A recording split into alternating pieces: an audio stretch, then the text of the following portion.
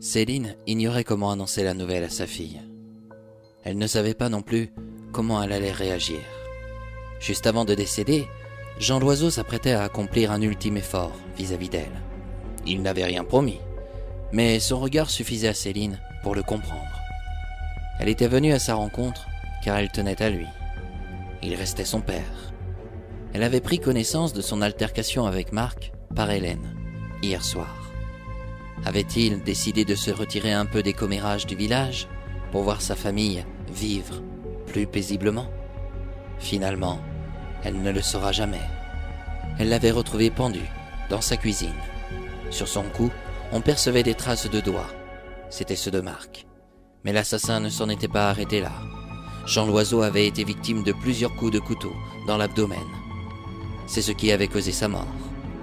On le força à écrire une lettre qui expliquait les raisons de son suicide. À côté de celle-ci, on trouvait son testament. Cette mise en scène macabre demeurait bizarre. En effet, il avait dû souffrir avant de mourir. Qui pouvait agir avec une telle cruauté? Céline réfléchissait. Elle passa en mémoire le profil de chaque personne qu'il côtoyait. Elle ne parvenait pas à comprendre. Son père commençait certainement à déranger pour qu'on puisse en vouloir à son existence. Mais vis-à-vis de quoi? Avait-il identifié le chauffard? Seule au monde, elle emprunta un des chemins où les rares piétons se présentaient. En arrivant devant sa ferme, elle prit son courage en main. Elle rentra avec le visage complètement défait. Sa fille la cherchait. Lorsqu'elle la découvrit, elle se demandait bien ce qu'il se passait. Céline fila dans son salon. Elle la sollicita à s'asseoir près d'elle. « Écoute bien, commença-t-elle. Cela ne risque pas d'être facile.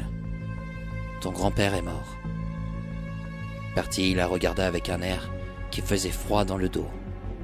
Ne trouvant pas les mots, elle entoura sa mère dans ses bras. Puis, Céline la consola du mieux qu'elle put. La goutte d'eau en fut de trop lorsqu'elle l'entendit ajouter. « Tu dois cesser ta relation avec Espoir. Marc est accusé du meurtre de Papy. »« Tu délires là? C'est absurde! Il est le dernier à l'avoir vu. Les gendarmes viennent de l'arrêter. Tu sais très bien qu'il est incapable de commettre un tel acte. Tu ignores de quoi les gens peuvent être capables. Pas de ça. N'oublie pas qu'il t'a sauvé de la noyade. Espoir s'est aussi interposé devant le chauffard.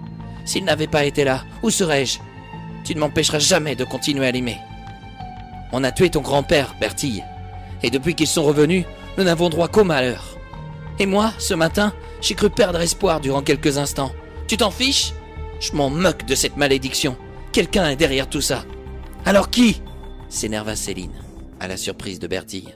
Je l'ignore, mais ce n'est pas Marc. Et toi aussi, tu le sais très bien. Complètement abattue, Céline fondit en larmes. Elle avait du mal à réaliser ce qu'elle était en train de vivre. Bertille partit dans sa chambre. Elle claqua la porte. Découvrir son père mort est une image qui restera toujours gravée dans la mémoire de Céline. Le décès de Jean Loiseau allait devenir le nouveau scandale de Chambretot. Elle se demandait bien comment elle allait supporter tout cela dans les prochains jours.